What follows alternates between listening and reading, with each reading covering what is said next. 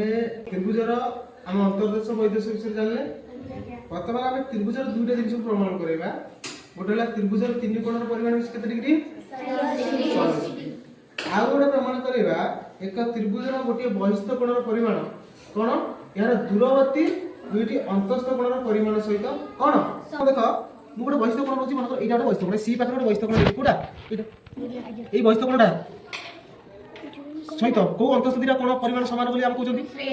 ए दुईटा मते मिसेइबा से कहउछि गोटे बहिस्थ कोणर परिमाण समान केते बेले ना तारो दूर रे थिबा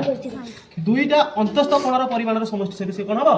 समान बुझिछो माने आ गोटे की कोन जदि हम ए दुईटा को मिसेइबा आनी की रखिबा ए जगह रे जदि समान हे गला तार हम जानिबा कोन ए दुईटा कोणर परिमाणटा ए कोणर परिमाण सहित समान बा ए बहिस्थ कोणर परिमाणटा ए दुईटा अंतस्थ कोणर परिमाण सहित समान रखिबा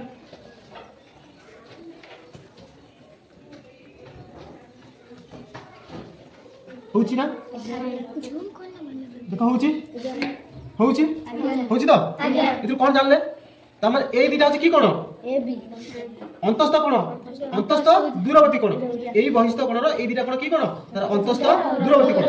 आमे तार एटु प्रमाणित पाइले जे दुईटा अंतस्थ कोन बा दूरवर्ती अंतस्थ कोनर परिमाण एक बहिस्थ कोनर परिमाण सहित एई देखो गोटे कोन हेची त्रिभुजर तीनटा कोण होनेछि ना ए कोण बी कोण सी कोण अछि